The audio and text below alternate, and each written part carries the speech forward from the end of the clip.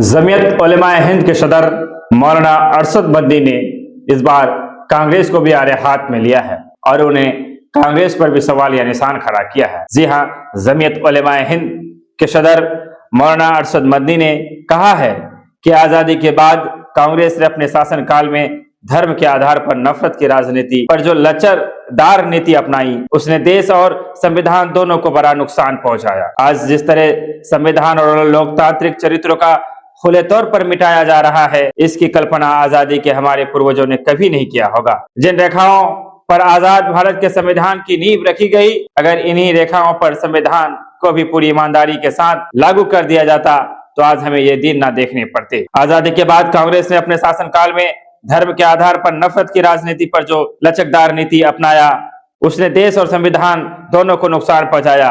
आज देश में जिस तरह से संविधान खतरे में है, जिस तरह से चीजें हो रही है, कहीं ना कहीं कांग्रेस की लचर व्यवस्था का कारण है। तो जमीयत उलेमाए के हिंद के सदर मौलाना अरशद मदनी ने कांग्रेस को आईना दिखाया है और उन्होंने कहा है कि वक्त आजादी में जिस हिंदुस्तान की कल्पना की गई थी, आजादी के जंगे सिपाहियों ने, स्वतंत्रता सेनानियों ने, हब्बुल वतनी से लबरेज हिंदुस्तानियों ने एक जो सपना देखा था, देश में अमन और अमान कैसे कायम रह पाएगा, वो सपना अगर आज टूटता हुआ नजर आ रहा है तो इसमें कांग्रेस की भी गलतियां है।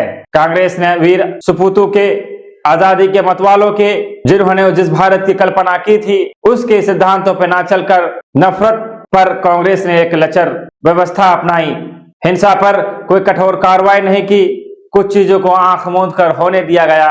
जब जहां हिंसा हुई, जो असामाजिक तत्व हुए, उस पर कांग्रेस ने जो है अपनी लचर व्यवस्था दिखाई, जिसका कारण है कि आज नफरत से सर चढ़ कर बोल रहा है। कांग्रेस की देन है कि आज संविधान खतरे में है।